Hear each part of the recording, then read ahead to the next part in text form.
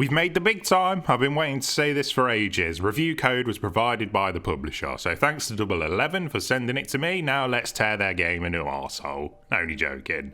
Or am I? The story of Rimworld is entirely random, with a bit of player input. There's a few different scenarios to pick from to start, as well as your starting colonists, but from there the game throws many wrenches in the works with random events and quests. Everyone is going to have their own stories of Rimworld, which is what makes it such an interesting game. Some of mine are pretty embarrassing. First try on the game, an angry rat invaded. I sent my guy with the best shooting stat to take it out, only for him to miss 2 shots and then get mauled and chased away, then hunted down and killed by it. And I was glad. I don't want no pussy like that in my colony. Then a murderer invaded. One of my colonists fought him off in a knife fight, but I had no one to administer first aid, so she slowly bled to death over a few days. Second time round, an angry guinea pig turned up, and no, I'm not joking. The same situation happened again. My colonist was outwitted by the guinea pig, but luckily his life was saved by another colonist who nailed it with a hunting rifle. Then the sissy sits in bed for a few days because he got beat up by a guinea pig. My third time round has gone a lot better. I've got people who can actually aim when things get leery, and my colony is sustaining itself well for now. I did have a small blip when the colony's cat was killed by a panther, but waste not want not, we butchered it and ate it. Building up your colony is pretty simple. The UI isn't perfect, with certain functions not being placed where you would think they would be, but the controls for building work really well. You have things like a research tree, work schedule and production queues, all things people familiar with strategy building games have seen before. They are all easy to navigate, and it's pretty impressive in general how well the game works on a controller.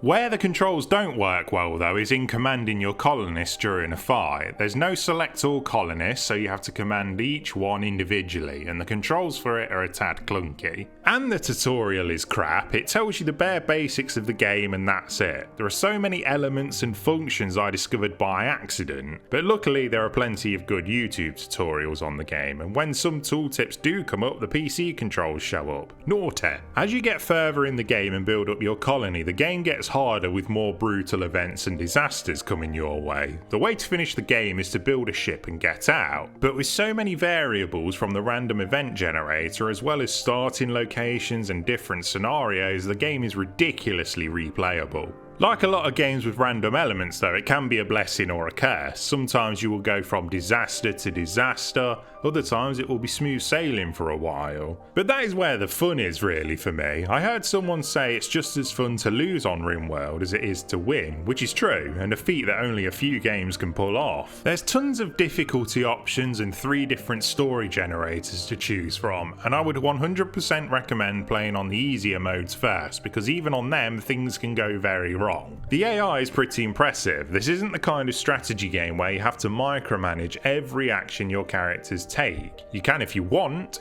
but essentially you tell the game what things you want doing, and the characters who have the best skills in those areas will go and do it. You can prioritise certain tasks if there are things that are urgent to you. It's a great system because it gives you some breathing room to plan ahead rather than feel like you're babysitting all the time. It has wonked out on me a couple of times though. I've had characters lie down under a tree rather than build that all-important generator which is going to power my refrigeration and stop all the food from rotting, but no mate, you have your nap. Graphically the game looks pretty basic, as you can tell. Animations are non-existent. Sometimes I thought I had the game paused by accident, but I didn't. It was just people standing in front of the thing they were interacting with and not moving. I get why though, with all the complexities running under the hood of the game and the absolutely monstrous size you can build your colony up to, the game would probably make people's hardware explode if it had nice graphics. And I don't think it takes away from the experience. It's pretty comical seeing primitive looking characters eat another's corpse in a desperate situation.